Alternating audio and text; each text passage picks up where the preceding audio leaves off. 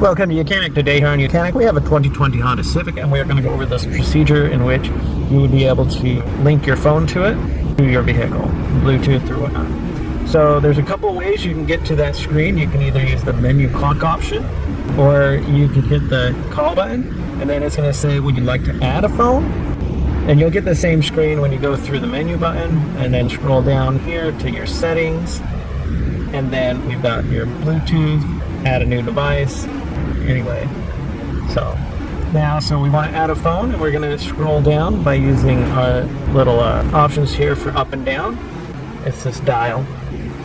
Now we're going to hit yes, and then it's searching. So on your phone you're going to open up your Bluetooth, scroll to the bottom generally, and it tells you available devices, hands-free link, and we're matching what they say we are looking for. So then we're going to hit the hands-free link. All right. Please compare this number. So we compare that we have the same number on our phone that matches what is on the radio. And so then we can hit pair. And now it's saying that our phone has been added. If you want to have your contacts downloaded to there, you can hit the allow or deny. And now our phone is hooked up there, and so if we need to make phone calls, our phone is there.